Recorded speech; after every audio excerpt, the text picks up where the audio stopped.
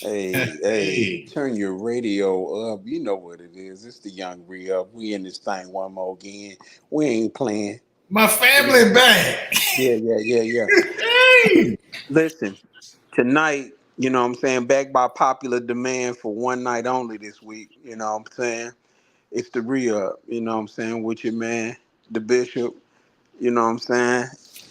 Deacon Seaworth and your girl Lasagna Witt, wherever she's at in the world. You know, where's Waldo? Where's Regina? You know, oh, there she go. Wow. Take care Speak up enough. or heaven forbid. Wow.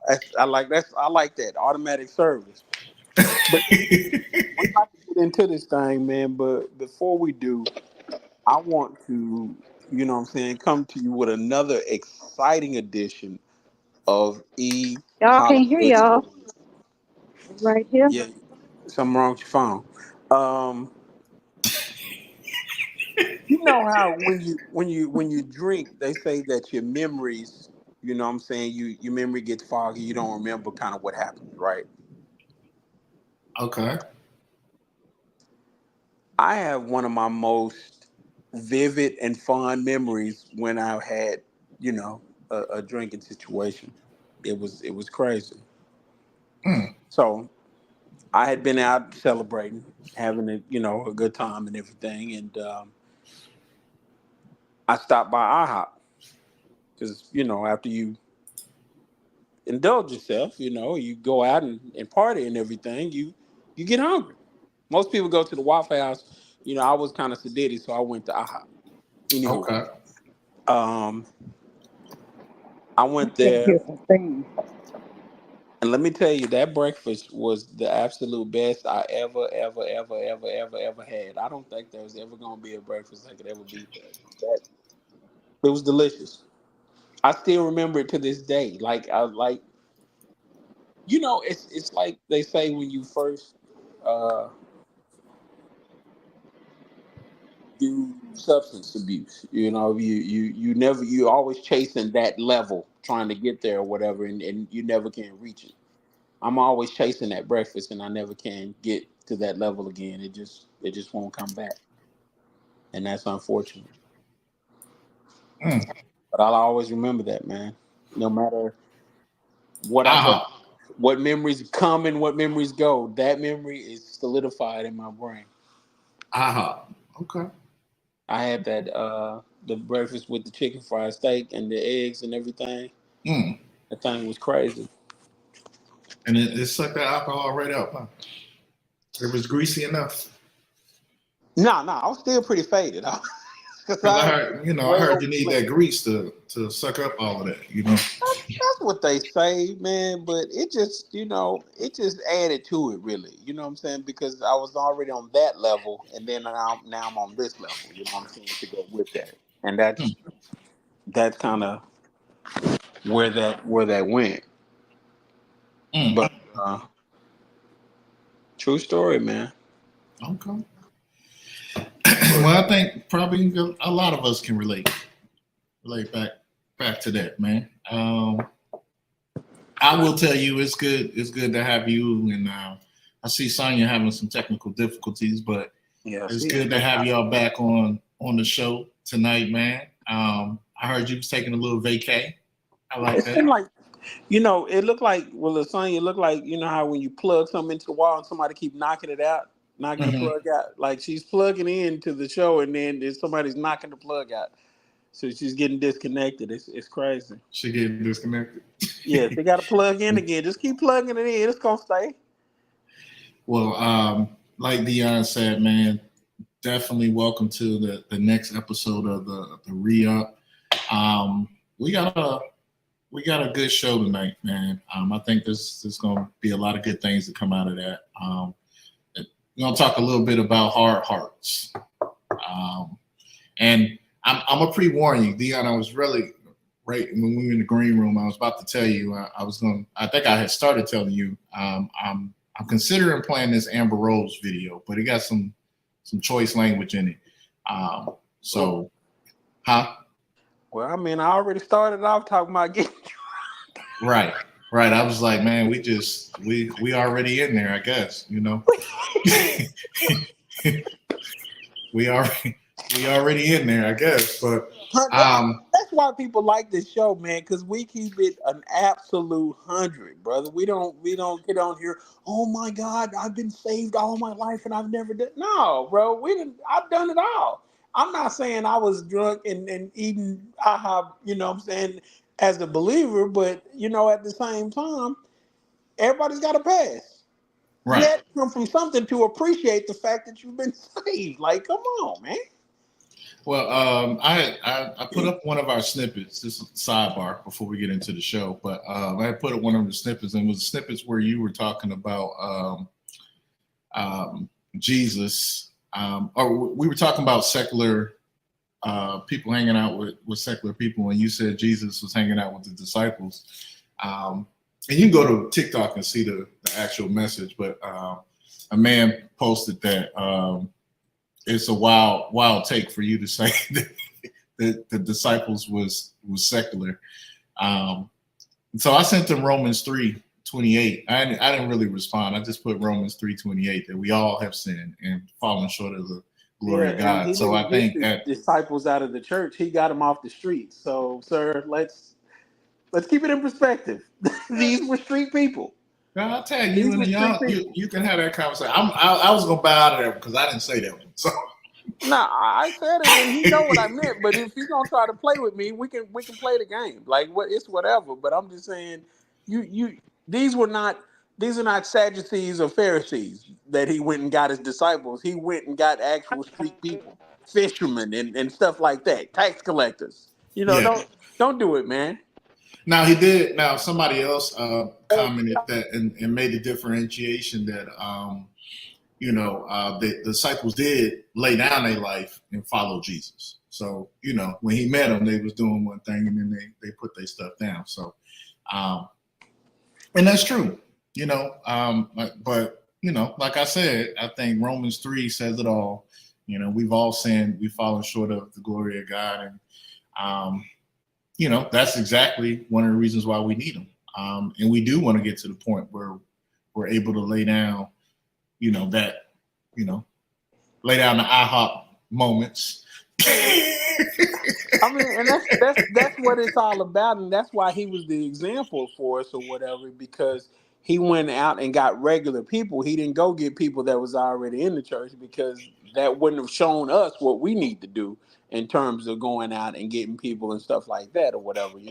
Why would you get people that's already in? Like, that don't make sense. Yeah. No, and what I'll say to all of our listeners and people who even come in and have points of view on our snippets and stuff, we like it. I love it. Definitely appreciate you guys for listening in. Y'all might not always agree with what we say or how we say it or whatever. And that's why we got a chat, so you can pop in there and anytime and have a conversation with us. You know what I mean? Me and Dion was talking about potentially doing a show in the upcoming week where, I was going to invite one of my Republican Trump supporter friends on the show so that we can have a conversation, around that. Because if you have been following, the last couple of weeks, it's kind of just been me. Dion been on vacation. Sonya been out here, in the improv shows, all kinds of stuff. So doing some big things there. But I did a show 2 weeks ago. It was about integrity and faith, addressing the hypocrisy after the Donald Trump assassination. So Dion, just to catch you up, man. I talked a little bit about the fact that how Christians, how we react, like how the reaction was. People were trying to say just the hypocrisy overall with how religion gets mixed up with politics, right? And how our response as Christian is predicated sometimes on more of our policy or, the people that we support, rather than, kingdom principles and what's right, So, using the example of Donald Trump, assassination. Like I was one of the people that wasn't like, oh, they shouldn't have missed. You know what I mean? That wasn't my thought. Just like when Nancy Pelosi's husband got attacked with a hammer, like all of that's wrong to me, man. Like it's wrong. It's wrong. But it's wrong for you to be a sniper and shoot 8 shots and just clip his ear. Like that's wrong. Man, like that's wrong. I don't even know about the clip ear thing, man. I don't even. That ear done healed so quick. That ear healed like the next day. How about that? And if his ear did get hit, that person behind him, they should have also got hit, shouldn't they? I mean, I don't know. Where did that magic bullet? Was that one of them Kennedy bullets? Like where did the bullet go? Where did it go? I don't know. But I did talk about the hypocrisy. Ricochet this way or that way. Like what happened to it? The person right behind you should have been like, boom. And then last week I did have a conversation about God and politics, right? There is a myth that, if God or Jesus was walking this earth, he would support one party over the other. And, I invite you guys to go back and watch, both of those shows if you missed them. A lot of interesting things in it, a lot of, conversation pieces. I already see people commenting, regarding that. And one of my friends, and I've said often that I think because of, who I am and my personality, I have friends on both sides. I have people in my circle that are Republicans, and I have friends in my circle that's obviously Democratic, or Democratic. So I was thinking about having one of my friends come on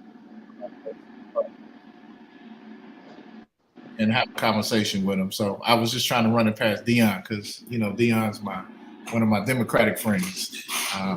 Listen, I talked to plenty of people on both sides, and some are easygoing, and some are very radical. And I can tell who's very radical, and I know how to steer the conversation not to get them riled up, because there's nothing worse than getting a situation out of control that don't need to be, I guess. Yeah. Hey, Sonia, can you hear us? Can you see us? Because we can't see you. Well, Sonia, can you hear us? Okay. Nope, she can't hear us yet, but I'm sure she'll be on. So I brought all of that up, right? Because over the last couple of weeks, we know we've been in, I think, the heat of, these political, type events happening. A lot of stuff happening over the last couple of years that I never thought I would even be a witness to. Insurrections, threatening of civil wars and stuff like that. And, more importantly, like I pointed out last week and the week before, the hypocrisy that I see in the church. Like, instead of the church being a part of the solution, I actually see a sect of us being more of a problem with it, which ultimately, to me, affects our narrative, right? And so, or our witness when we're talking to other people. When I hear people who are atheists, when I see people who are non-believers, and they all have kind of a similar response where they're looking at us and what we say we believe and what our actions look like, what we, the things we support and the things that we don't deny, the things we try to make excuses for, all of those type of things. Sonia, you can hear us now? I can hear y'all. Can y'all hear me? Yeah, we all together now. It's real. Okay, now. good. So I can hear y'all the whole time, but I guess I was in the wilderness. Now it sound like you out on the street. We gonna do some interviews. Yeah, I'm on the street. Hey, don't play. Let me look around. Hey, I will grab them. Hey, I will grab somebody. Come on, let's get this interview going. But no, this has been good. I just wanted to make sure you could hear me because I can hear you guys, but I know y'all couldn't hear me. Yeah, Yeah, on we now. can hear you now. Okay, good. So you heard me kind of giving an overview of the last couple of shows. Uh-huh. So you know where we're at there. So that kind of just looking at different comments, looking at different responses. I had this question in my heart, and I was like, God, why does it seem like some people don't have some, and I won't say people, Christians don't have empathy or discernment in cases for other people, right? Why can we be so callous when it comes to, again, an assassination attempt or someone being hurt for political reasons? Why can we take a stance so hard to where we're overlooking the obvious beliefs and foundations of who we are as Christians, that we should be as Christians, more so for a political belief? The other thing is, I'm looking at the responses from people, again, who aren't Christians, who don't go to church, who won't go to church, and what they're feeding back into. I think about Sonia Massey, right? Wanted to talk a little bit about that. Candace Owens had a video response that I also thought about playing, but I'm going to avoid that. I was even going to avoid saying her name because I don't want to give her that much press. But where she at one point she's basically saying that she thinks it's not it wasn't a good thing. It was a bad shoot for that officer, but she automatically went to this political thing of how Black people were in their emotions and in their feelings, and how the Democratic Party is playing on those feelings and those emotions. And so it made me think. She said something in it that I think started answering my question, right? And what she said is that people be in their feelings too much. And I got a couple of people that are in that vein of thoughts that'll be like, oh, y'all being too emotional, y'all in y'all feelings too much. That's nothing to worry about or whatever. And I'm not a person that says that we should react and do things over our feelings and our emotions, but I am a person that now in my older age recommends that we pay attention to our feelings and our emotions, because left unchecked, it gets to, I believe that it's one of the things that leads to us to having a hard heart. And that's what I want to talk about tonight. I want to talk about, this behavior, this trend in church nowadays that has given us a hard heart to where we don't even see people hurting. We don't have the empathy to put down our silos, our politics, or whatever, to even just have a moment of empathy or grace or mercy for somebody else just because they don't think like us or believe or vote like us. That makes sense, y'all? Yeah. No? Yeah? No? Definitely. Yeah, that makes sense. Definitely. So I want to talk about that tonight. And the thing about it, in the Bible, there's a bunch of examples where there's scriptures, there's God talking about hard hearts. And the first one that popped in my mind was the story of Moses, when Pharaoh was like letting the Hebrews go, and then the Bible says his heart was hardened, and then he, started running after these people or whatever.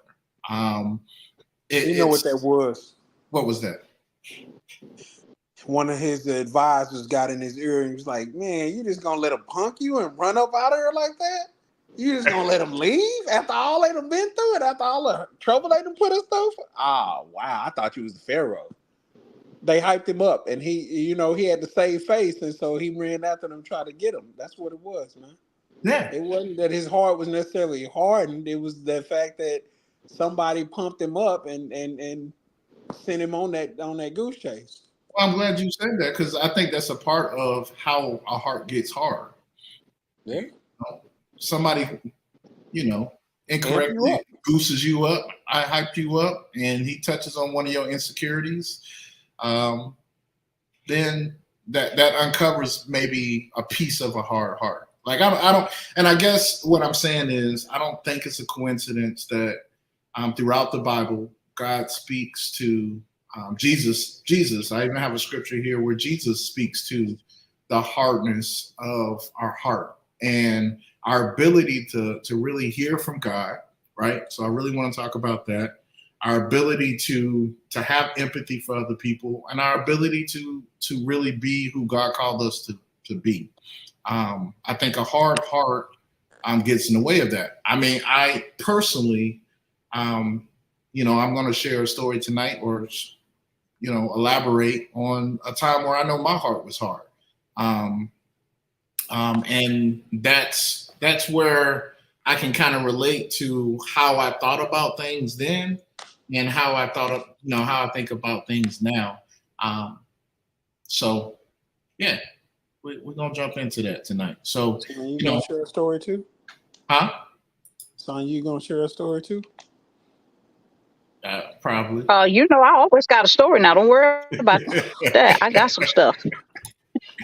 I mean, I don't know. I mean, I don't want to assume, but I think we all would have a story of where our heart was hard or in the wrong place, at a certain time. And, transparently, I know exactly where I was and what I was able to do at those moments. You know what I mean? And what I wasn't able to do. And it was hard to pray. It was hard to hear from God. It was matter of fact, for me personally, I was really trying to run away from God. You know what I mean? That's how I ended up here in Texas, because my heart got a little hardened. So we'll talk a little bit more about that. But I'll start with the first question: is what does it mean? And Dion, you kind of touched on it, because there's probably different levels to this. But what does it mean when the Bible refers to a hard heart? Like what does that normally? What do you guys think that means in the first place?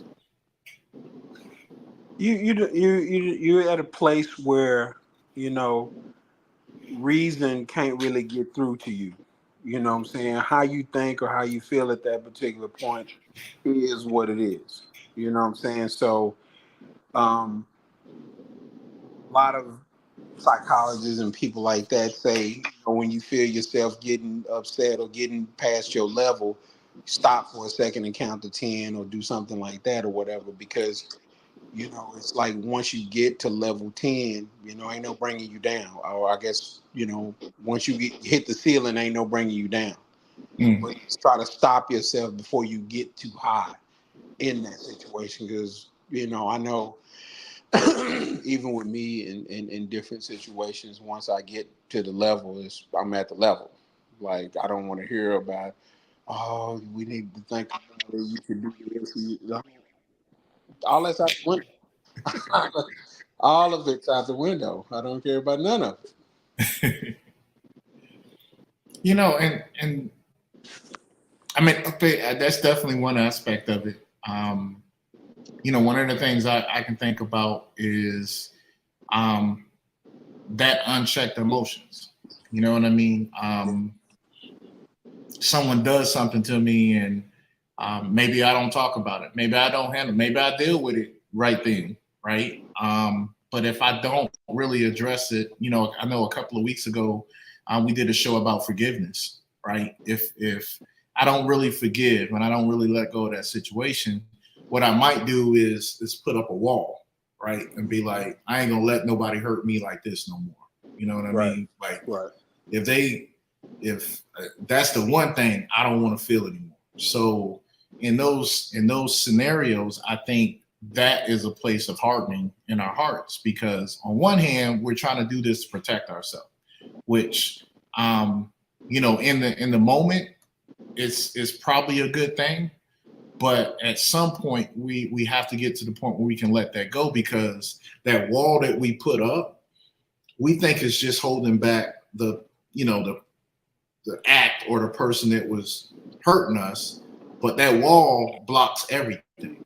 You know what I mean? And I kind of literally see a wall that now God's trying to talk to us about something, or you get remarried, or you get a new friend, and they're trying to have a conversation with you, or they're trying to be intimate with you, and get to know you, and you have this wall up now, right? Because we don't really take the wall down, right? To me, that's a descriptive answer, a descriptive way of what a hard heart, looks like. Like, it's just hard, you in defense mode. you don't want to be you don't want to be hurt no more, and again, I can understand that, but that's the detriment. The detriment of it is what I'm seeing a lot lately is a lack of empathy, a lack of support, a lot of care. Like, again, this was a day or two after Sonya Massey's incident. Everybody has seen this video, and all I felt was complete sadness for this woman. You know what I mean? And to make it a political argument or any of that at that point, to me, was so callous, especially coming from someone that, quote unquote, is a Christian. You know what I mean? Is a believer, is somebody that's supposed to have empathy for a situation. Hassan, can you still hear us? I think we lost her again. It's slow blinking. It's slow blinking. Yeah. I think she's probably in the vehicle, so it's probably.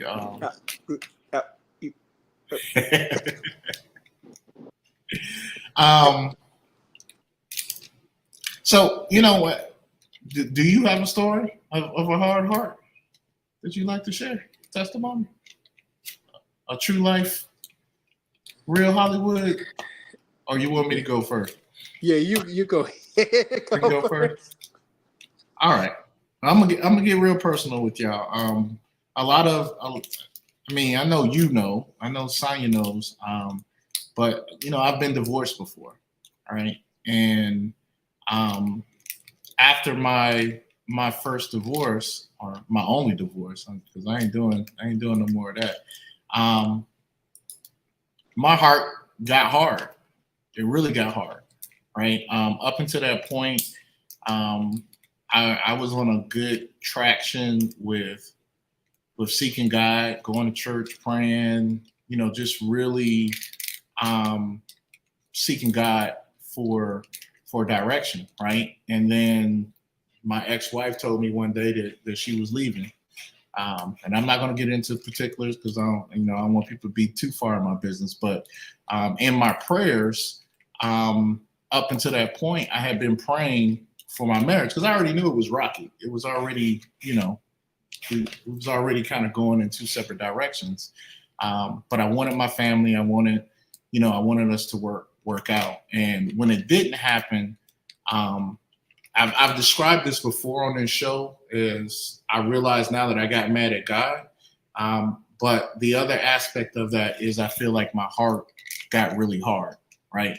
So relationship, and what that looked like for me personally was all the relationships that I had between that divorce and, my marriage, there was a wall that I put up because like I said earlier, I didn't want to be hurt the way I was hurt before, right? Before then, it's like I went from one extreme to the other. Some people would maybe have described me as a naive person, like, a person who just let people do what they, let my woman or just let her do whatever she want to do, regardless of what the situation was, like a pushover, simp, the young people call simps or whatever, and I went all the way to the other extreme where I was like, we gonna be in this relationship, just understand that it's really not gonna go anywhere. You know what I mean? Like I went to a whole nother don't care type of atmosphere for a lot of years. And it was so weird because people who grew up with me knew that wasn't really me, but that became me. And in retrospect, when I look back, it was because I put walls up. Like, I didn't want to trust another female anymore. I didn't want to, feel the hurt or the pain that I felt from that particular, situation ever again. So it was probably a good 10 years where my heart was hard. And where does that look with my relationship with God? That was also, I won't say coincidentally, but looking back now, that was also a time where I was avoiding going to church. I was avoiding having conversations with God. You know what I mean? I wasn't praying. I wasn't, I was, living a lifestyle that was, definitely opposite of what I knew to be, true. Right. And so all of that was happening during a time where I had a hard heart.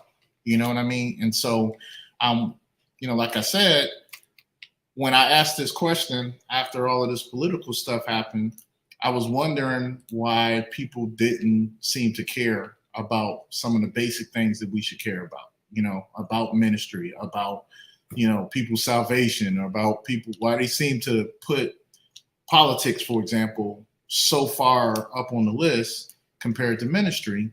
And then I had a reminder of how I was during that time.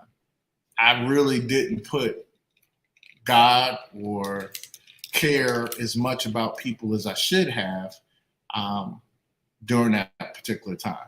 You know what I mean? Because I know for a fact my heart was hard. And I can't help but recognize that type of spirit in a lot of my Christian brothers and sisters. I mean, I've seen people who go to church been in church for 60 years. But they can't be nice to people. They can't be kind to people, And I think that's a fruit of a hard heart. I think they were probably hurt or put up a wall a while ago and never got the help they needed for that. Like when I play this video of Amber Rose, that's one thing that I'm gonna highlight with that as well. Maybe I should play the video, but that's my story. Theon, you got one? Lasagna, you got one? If my internet don't stay connected, ain't nobody gonna get one. You see, I keep bouncing in and out. I'm driving, and I don't know what kind of internet around here. I guess we're in this hood stuff. Let me look You around need. here and see. Well, I'll tell you what. You not far from home, or Oh no, we're not too far. But okay. go ahead. Yeah, go ahead. So what I'll do, I'm gonna play this video. I gave Dion this warning already. It got a couple of choice words in it, right? We don't normally play choice words, but I want to pre-warn, our listeners in case they got some people around, little ones or whatever. There's a couple of words in it, but I do think it's important, right? Because like I said, what inspired me is I listen now to. I'm listening to what people are saying when they don't believe in God like that. I'm always trying to understand why, right? Because I think, as a Christian, we should understand and we should have some accountability. Like, again, their salvation is their own thing, and in the end of the day, they have to, come to terms with that. But I do realize that, because of what we're talking about and that being present in the church, that's actually hindering some of the conversations and some of God's ability to just be shown in us. You know what I mean? To people, right? And that becomes one of the excuses that they can use to say, "Oh, God doesn't exist" or something like that. So I'm going to play this. Like I said, again, listeners, if you got some, sensitive ears, you might want to cover up some of it, but and then we'll come back, and then hopefully Lasagna will be in a good place because I want to hear her story, and then Dion, and if you don't want to share, man, you know what I mean. It took me a while. Like I don't want everybody to know that, I was jacked up like that, but I was. That's life. So this video that I'm about to share is Amber Rose. And Dean, I'm surprised you did not know. If for those of y'all who did not know, Amber Rose, formerly, Kanye West girlfriend. But what was the other accolades you gave her, Dion, when I told you this? Well, she did a series called Slut Walk. Okay. Basically, it was owning your situation. Not letting the fact that you leaving somebody's house in the same clothes you was in last night. Deter you from being you, holding your head up. So yeah, she was married, or not married, but her baby daddy is Wiz Khalifa. Like she's a very free, I guess what the young people would call a free spirited person. But she was a headline speaker at the RNC, the Republican National Convention, which it's supposed to be a conservative type situation, right? And she was probably the furthest from conservative as you could get, but she was one of the speakers, right? And so she is she pledged her allegiance to Trump and all of that. But it made me want to, and because she was in the news, a lot of her videos and stuff came up. So I never really knew that she was an atheist, right? And so this interview that I'm about to show you guys a snippet of is her talking through why she's an atheist, right? So I'm going to play a couple of parts of it, but it's just so we can speak to, what I want to talk to about the effects of having a hard heart. All right. I'm an atheist. So as an atheist, I don't try to convert anyone into atheism. I just mind my fucking business. So if I sit with you all day and I'm like, I'm telling you, God don't exist. You don't believe in God? I do not believe in God, no. I didn't know you didn't believe in God until the day you and I were in my Sprinter. Do you remember? Yeah. And we're leaving a party and Amber's sitting in front of me and I'm sitting here and I'm on my phone and her and somebody that I used to know are talking and they're talking about God and it evolved into you're not. Well, he was an atheist too, no, your friend, no? No, he is a God-fearing, Bible-thumping. Okay. You know. I don't know if I remember. Okay. Yeah, but you're not.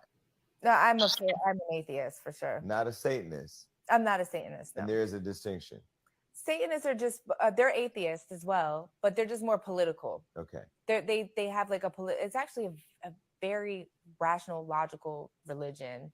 They help a lot of people, a lot of women to get abortions in southern states that where they're illegal. They help a lot of the gay community, the LGBTQ plus community. They're really great with that. They just use Satanists to kind of just troll, but they don't believe in Satan at all. I mean, I'm gonna pause right there. Like, she actually was advocating that Satanists take care of like people who want to have abortions and stuff. But again, keep in mind, she was in an RNC, convention. You know what I mean? Which the main thing that the RNC is pushing for is pro-life. So I don't know. I was just so confused with that. What you about to say, Dion? I was so confused. I'm trying to unpack a lot of that because she was spewing out a lot of empty rhetoric. I mean, but this is how she believed. But and here's the thing: I don't even want this to be necessarily about Amber Rose. She's not the first person I've heard say these type of things. You know what I mean? But yeah, let me play a little bit more. This is almost 11 minutes, but I only need the first 3 minutes. So okay, so when I hear somebody say atheist, I hear anti-God. Is that true? No, it's just the non-belief. Okay. So people would say, okay, you're an atheist. Why do you hate God? I don't believe in God. So I can't hate something I don't believe in. So you don't believe a God exists? No. And you don't believe a God has ever existed? No. And you don't believe that there's a Jesus or a manger somewhere in Bethlehem? Sure. Jesus could have been a man that lived on earth. Mm-hmm. I mean, I don't care to argue that. It doesn't make him God. Have you always been an atheist? No, I was a Christian my whole life. And then when did you convert to being an atheist? I'll say a couple years ago. Just a couple years ago? Yeah, it was about a couple years ago. This is the part I want you guys to hear. So I was on a spiritual journey. Started looking into Buddhism, Islam, different denominations of Christianity, kind of trying to see where I fit in. I went to a Buddhist temple. It just nothing felt like right. And then I remember just being at church my whole life, and I was just like, people would be like, I felt the spirit, and I never felt no spirit. Never? No, I would like always put my hands in the air. Like I would kind of emulate people around me at church. And no, and I couldn't even fake it. It was like, why is everyone feeling things? I'm not feeling them. I can't even act like I'm feeling them. And I just did my research, and then I realized that I was an atheist. I just believe in science. I believe in evolution. I don't believe that God, gave us Jesus as his son from a virgin mother. And I definitely don't believe in the Bible. I think it's like cool stories, but I don't believe in most of the stories in the Bible. What was the journey that took you on, or what was the thing that took you on the journey to like denouncing Christianity and like finding no way to believe in God? I think that I just felt like my mom is very deep in the church. My mom goes to church 7 days a week, and Still at right night. now. Yeah, and at night, and during the day, and in the middle of the night. That bitch is at church like Oh. constant. Okay, so I'm gonna stop it there. Again, I apologize to our listeners for some of the language in this, but that part caught my attention. Yeah, mine too. It caught my attention a lot. So what did you get from that, the Sonya? It seemed like she had a life event about 2 years ago, and she said as much when she said she was on that journey. Mm-hmm. You know what I'm saying? She was looking for something somewhere along the way she might have lost, or something didn't turn out the way she thought it should. Like with most people who go that way, they expect a certain outcome, and when it don't go like that, they get all, oh man, God no more, and blah blah blah. And I'm like, you still got. Sound like a hard heart. He's still gonna show himself mighty. He's coming back around. Don't you worry about it. But my question to you is, that sound like something that leads to a hard heart?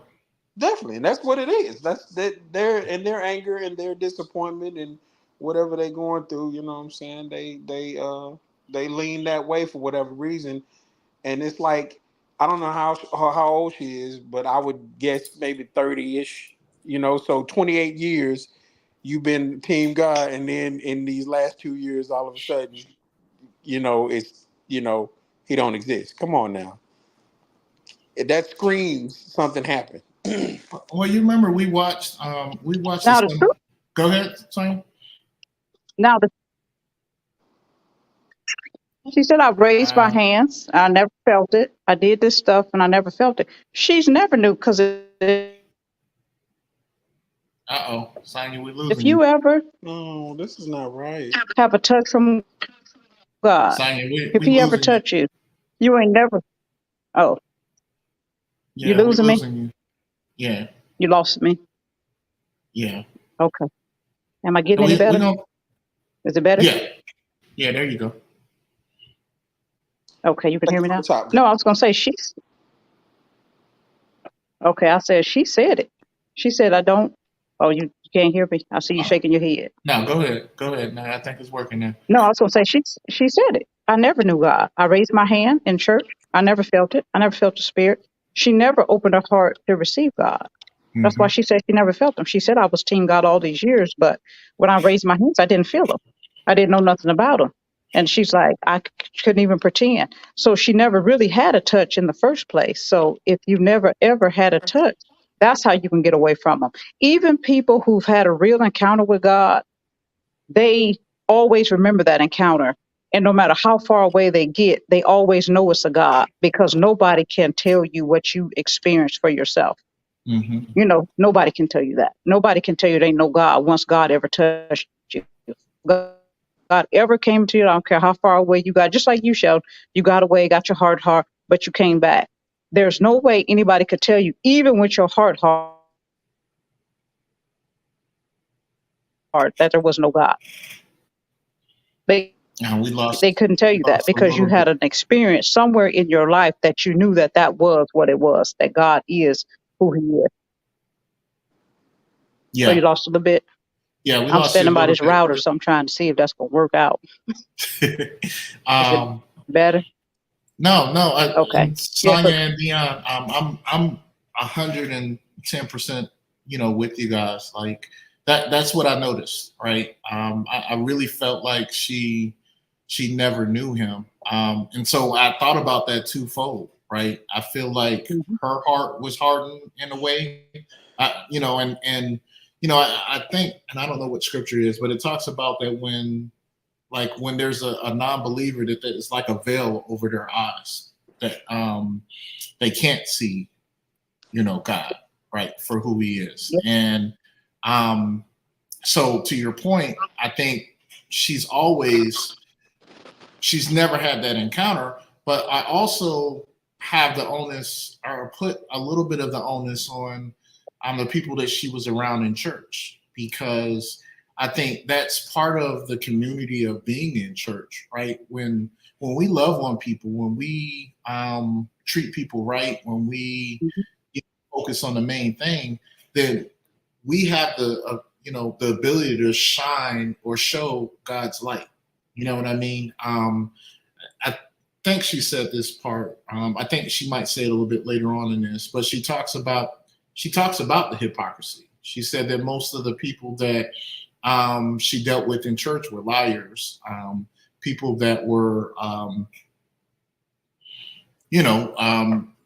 they weren't living the values that they were even talking about.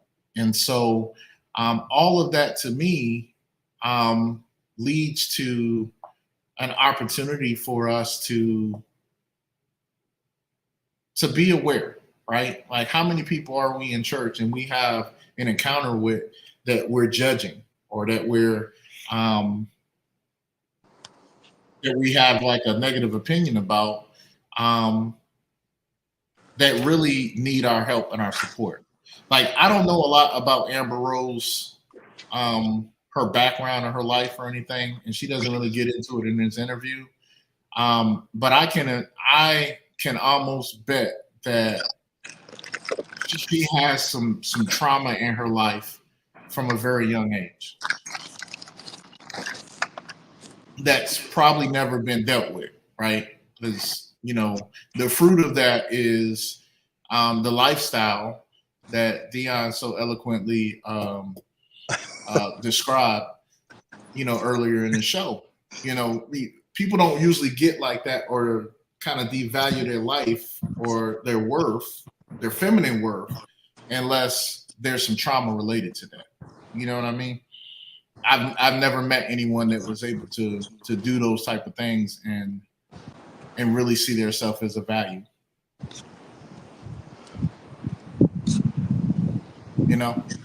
Yeah.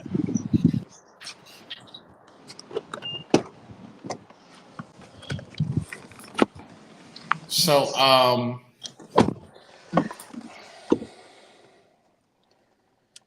so that leads me to my third question. What are some of the signs that someone might have a hard heart? You know what I mean? And I think, looking at Amber Rose, looking at my story so far, I guess I'm the only one gonna be sharing tonight. That I think there's some signs that a person might have a hard heart. Like, I think them having a wall up, or being mistrusting, right? Not being able to trust people. Their I point of think. view is kind of unreasonable, you know. Yeah. When you reason out a thing and you understand kind of both sides of it, where you right or where you're wrong in that situation, you normally can come to a good consensus or understanding or whatever, and things go smooth from there. But when your heart is hardened, it's like, it's my point of view, and that's all that matters. You Right. just, you set up that roadblock, and you just like, we can't get to resolution because I'm stuck here. And Right. that's the biggest telltale sign. You know what I'm saying? If people can't come down off of that place that they're at, then usually that's a telltale sign that their heart is hard, and you're just gonna have to keep watering that thing until, you know what I'm saying, that water breaks through and cracks that shell. Well, I know a big thing in the church, right? And a lot of the churches that I experienced younger in life, they didn't talk. They spoke negatively against like counseling and things like that.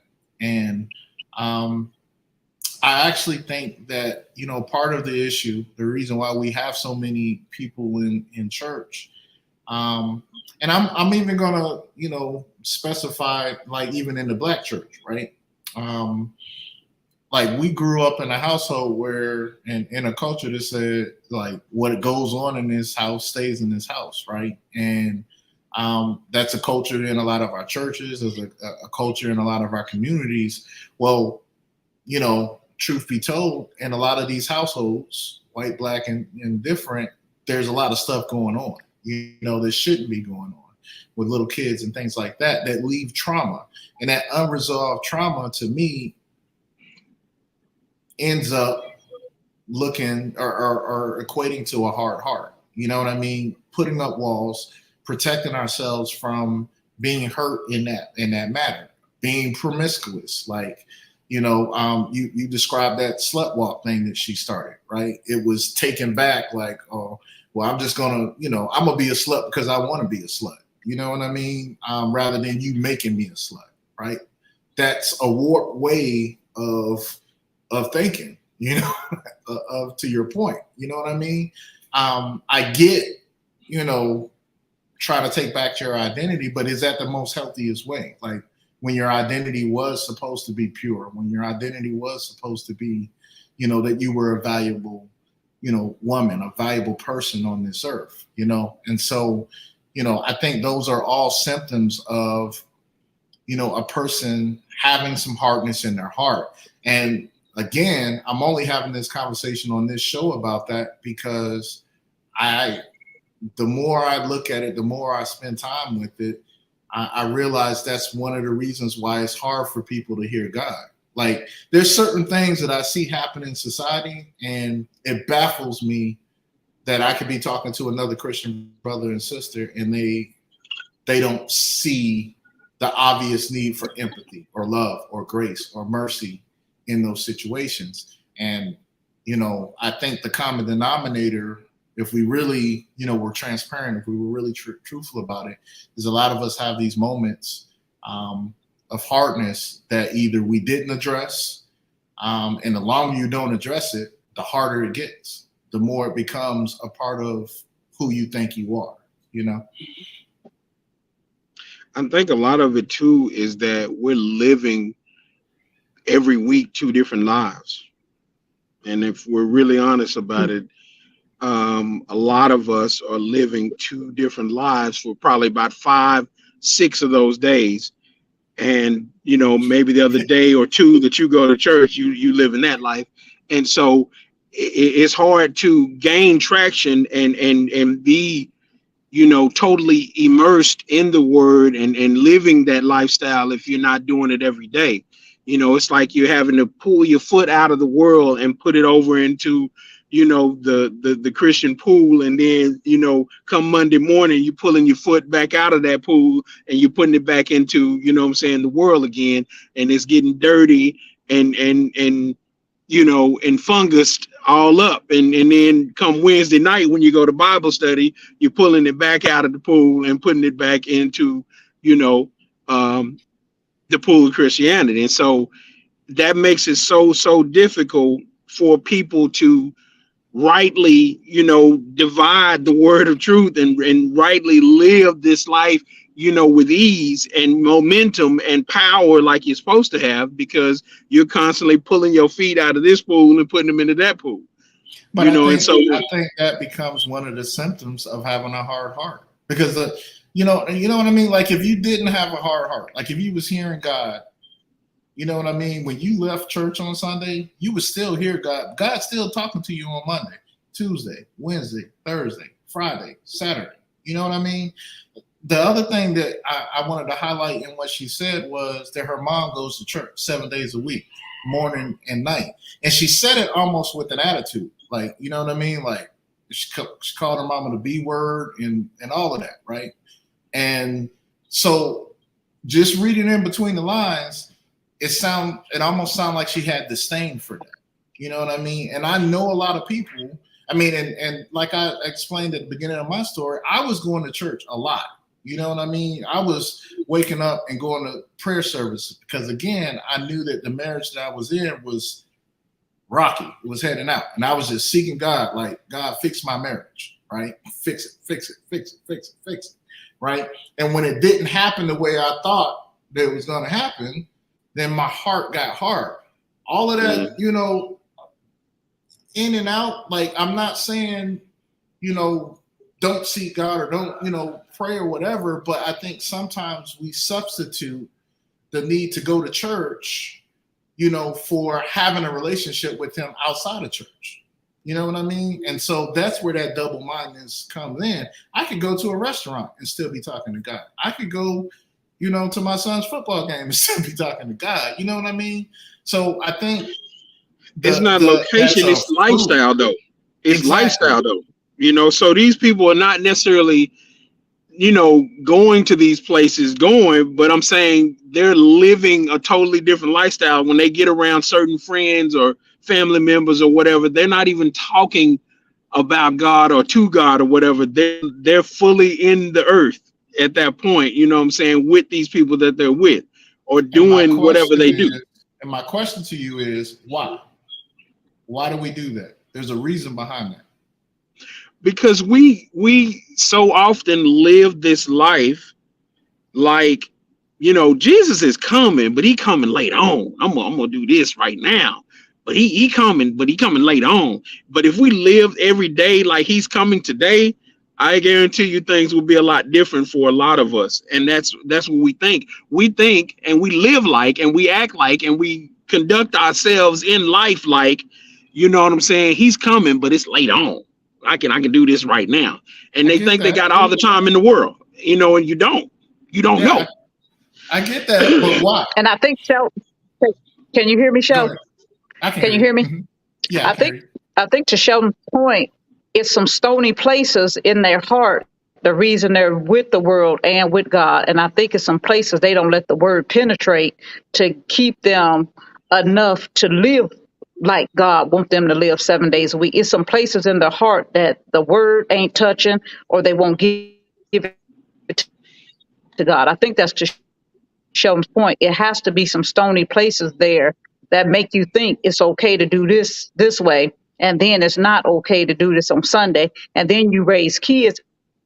And sometimes people are introduced to you through God. They're not introduced to God. They're introduced to you. So then when introduced to God, they just met people.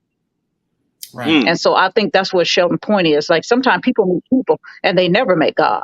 Like it sounds like she met her environment. She met the people in her environment. Her mom go to church 7 days a week. But I put my hands up. I tried to act like I felt it. But she never got introduced to God. She met people. She never met God. Because I don't know a person that ever had a real encounter with God. Even if you fall off, can't nobody tell you it ain't no God. And nobody. Even if you're doing the worst ever, they can't tell you it ain't no God. Because they can't tell you. No matter how bad you do, no matter what up there, they can't tell you that if you ever ran into them. Yeah. So I pulled a couple of scriptures, right? And I want to kind of go through them real quick. Yeah, that was my take. I heard some feedback one time that we didn't have enough scriptures on it, even though through the whole show we was referring to different scriptures. So, hey, that's some people that's that jailhouse Jesus. They don't know the scriptures we was talking about. So this scripture is Ezekiel 36:26, and this is where the prophet was actually talking to Israel, right? And he said, I will give you a new heart and put a new spirit in you. I will remove from you your heart of stone and give you a heart of flesh. Again, like God comparing that there's two types of heart that we can have. You know, there's this heart of stone that doesn't receive things. It doesn't, that doesn't like to hear things. That causes people to be double-minded, right? To live one way when they in church and another way when you're out of church or whatever. But God wants to give us a soft heart that where, before the fall of Adam and Eve, God was talking to Adam and Eve all the time. You know what I mean? In He's the walking cool of the with them evening. in the Yeah. garden. Yes, He sir. wants us to get back to that, and I think as Christians, we stop at the salvation part, right? We stop at, Jesus died on the cross, he was resurrected, and we forget he sent back the Holy Spirit, right? The helper to walk with us in this cooler garden. But if we have these things in us, right? Trauma, like we come to church, we have our salvation. I do believe that some things God probably heals right away.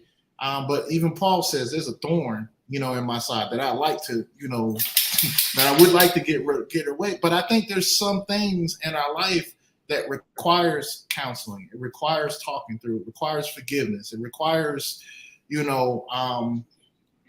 doing things to put our heart in a posture to where we can hear clearly what God, because he's talking every single day. He didn't stop talking when the Bible was written. Like, those ain't the only words that God ever, that was the end, and he, this is it. Like, he's still talking to us as individuals, but when our heart is hard like that, it makes, and I'm telling you from personal experience. That's why I'm so confident about this. Like, I know how I was when my heart was hard. Like, I was what you described. I could go to church and experience church and then, the next day be a certain way. You know what I mean? Because my heart was still hard. It took me to go to counseling. It took me to talk to some people. It took me to have some biblical friends, some good counsel around me, change my environment, all of that to get my heart in a place, in a posture to where I can hear God a little bit more clear. You know what I mean? Yeah. And I say a little bit more clear because he's still working on me. You know what I mean? I want that voice to get louder and louder and louder and louder. So, everything in me went, and, I pulled a couple of things that I would say are suggestions. If you're listening to this and you have some of those symptoms, or you might, think you're really having a hard time hearing God. I mentioned one, counseling. Like, especially in the Black community, we feel like counseling is a bad thing. Like, you need to talk to someone about something. We need to talk, get with a professional. Get with somebody that can give you some of the tools to kind of work through some of the things that you need to, work through so that you can be in a position to receive things and receive love and receive God's, grace and mercy and all of that, right? The other thing was forgiveness. We talked about forgiveness a couple of weeks ago. I had to, again, going back to my story, I had to forgive. Matter of fact, sometimes when that comes up, if a memory comes up of that situation again that's not so good, I'll have to forgive again. You know what I mean? It's a constant process to leave your heart in a place of forgiveness. When someone does something to me, I try not to let it fester or let it keep me in a place of bitterness or anything like that. So learning the practice of forgiving as soon as you can. You know what I mean?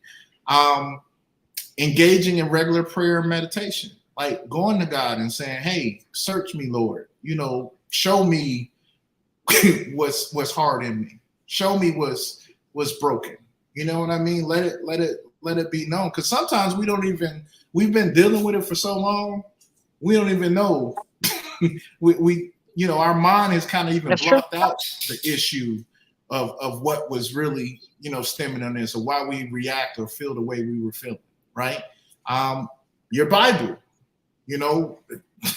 it has a lot of different stories in it, a lot of different things that when you read it and you read it from a place of empathy and you put yourself as some of the characters in there, you'll be able to relate to, some of the things that's happening in your own life.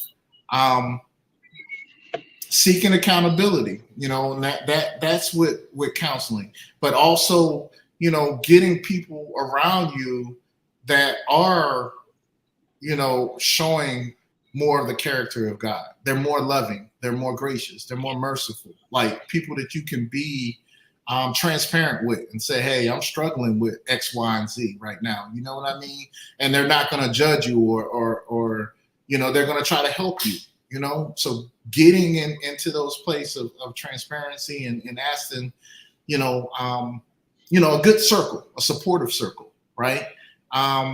Practicing gratitude, being thankful for things, being thankful. Like a lot of this is changing our point of view of things. Like, this thing was meant to hurt you or kill you or take you out, but you're still here for a reason. You're still here for a purpose. You're still here for a season.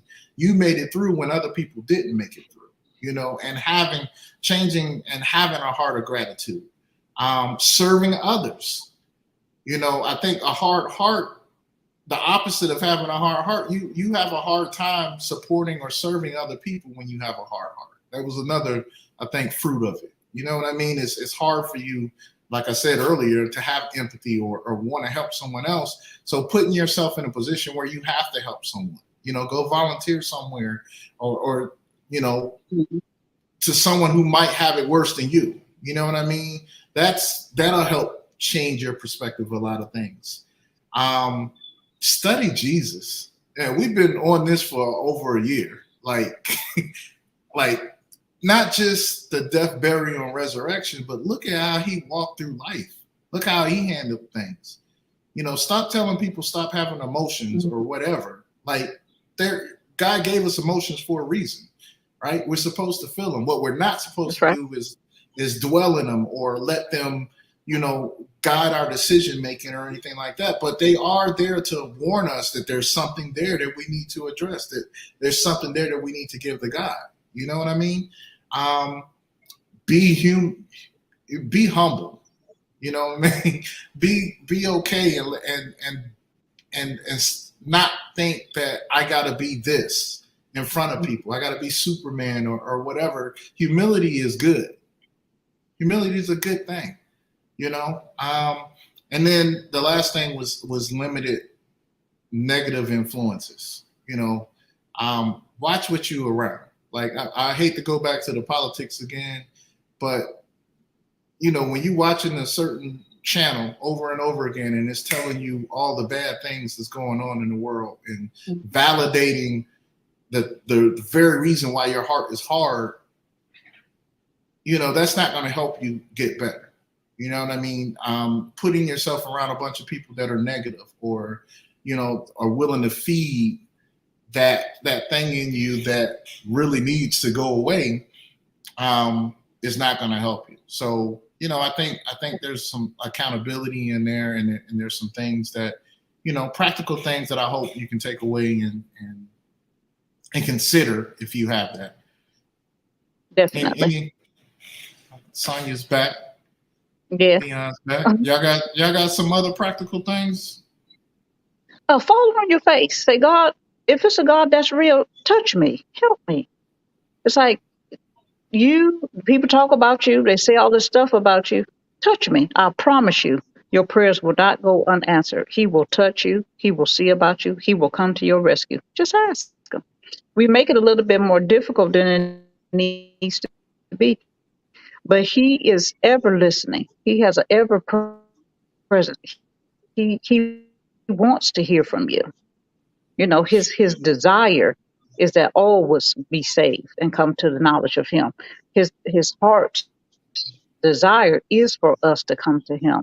He stretched out his hand. He said, I stand at the door and knock. If any man hear my voice, and stuff is real, show me challenges. So ask him, come into my heart. Show me this. If you're real, show me. Tell me something. Talk to me. Show me something. I promise you, he up for the challenge. Yeah. He will show you himself. He will. Yeah. He will. There's a good. Go ahead, Dion.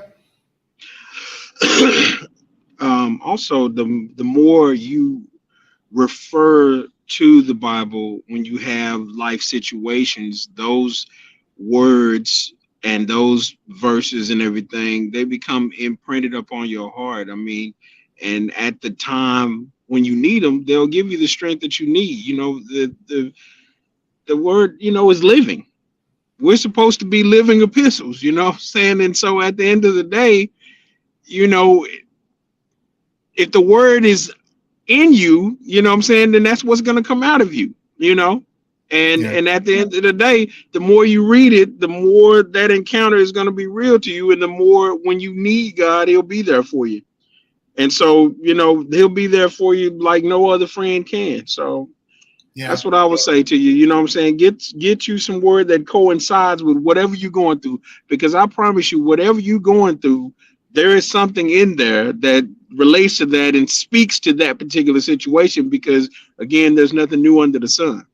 And so at the end of the day, you go to that, or, I'm hurting, I feel lonely, I feel abandoned, I feel sad, I feel whatever you feel, go in the back and they'll have verses about being sad or being lonely or being whatever. And put those words in your heart, and I guarantee you, when you need them, they'll be there for you. And, I like that point, Dion. It reminds me of there's a scripture that I've been kind of meditating on over the last couple of weeks, which is take every thought captive, right? And the practice of that, when you have a thought, or let's say you deal with sadness, or you deal with depression, or you deal with your value or anything like that, there's scriptures in the Bible that you can speak over yourself. You know what I mean? I'm the head and not the tail. You know what I mean? And so, find some scriptures that that are truth about what God thinks about you. You know what I mean? And when you have these thoughts, part of taking the thought captive is giving it the truth. This is the truth about me. You know what I mean? So I think that's super important, right? So there's a book out that I'm very, very, excited about. They're not sponsoring this show. I mean, I don't get no kickback or nothing. But Dr. Anita Phillips has a book called The Garden Within, and it talks about, a lot of the. I got that book. That's a good book. I got that book too, right? So I would recommend that if you don't have it, or you're looking for some more, just a breakdown scripturally, of this, and just to get started, go within. It's all about, the healing that's needed, so we can hear God clearly on things. So I would definitely recommend it. And everything else we talk. I'd like to hear y'all thoughts. We'd like to hear, so definitely leave comments. We said a lot. We talked about a lot, and I know there's probably even some more that we can discuss about this subject. So, if there's some more questions or things you have, or some challenges or whatever, just drop them in the comments, and we'll get back to you. As we leave tonight, though, because we're probably maybe less than a month away. Our sister Tanya Baker got a show coming up at the end of August. Oh, yeah. So I was going to play one of her commercials on August the way out. 24th. August 24th. Let's do it. So check this out. If you haven't already, go subscribe to our page. We're growing. The platform is growing, and we appreciate all the comments, everything, all of it, negative, good, whatever. Just be gracious to us. Don't have a hard heart.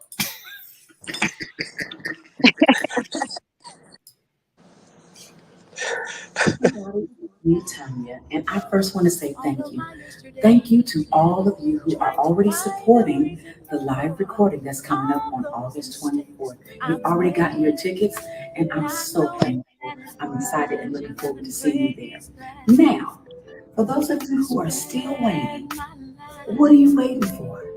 Go to the link in my bio and make sure you get your tickets for the live recording happening at the Wiley Theater on Saturday, August 24th. I already told you, we've got Jabari Johnson and Jonathan McReynolds, and I've even got a couple extra guests in my pocket waiting to announce. So make sure you get your tickets today, and I look forward to seeing all of you celebrate with me at the live recording August 24th. You are my special